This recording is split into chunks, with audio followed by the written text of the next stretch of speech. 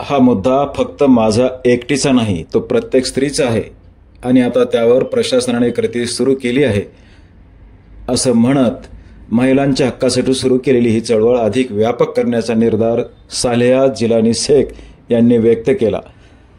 महिलांचा सन्मान म्हणजे समाजाची ओळख हे भान ठेवत समाजवादी पार्टीच्या महिला जिल्हा अध्यक्षा सालेहा जिलानी शेख यांनी महिलांच्या मूलभूत गरजांचा प्रश्न प्रामाणिकपणे मांडत जिल्हाधिकारी विवेक जॉन्सन यांना याविषयी अधिक माहिती देत निवेदनही दिले होते। या निवेदनाची तात्काळ दखल घेत जिल्हाधिकारी विवेक जॉन्सन यांनी सार्वजनिक बांधकाम विभागासह सर्व शासकीय यंत्रणांना आदेश दिले की ज्या ठिकाणी महिलांसाठी शौचालय उपलब्ध नाहीत तेथे त्या शौचालयांचे बांधकाम तात्काळ सुरू करावे आणि जी शौचालये निकामी झाली आहेत ती सुसज्ज करून पुनश्च कार्यान्वित करावीत। एवढेच नव्हे तर संबंधित यंत्रणांनी कामाचा अहवाल वेळेत जिल्हाधिकारी कार्यालयाला सादर करावा असे निर्देशही दिले आहेत।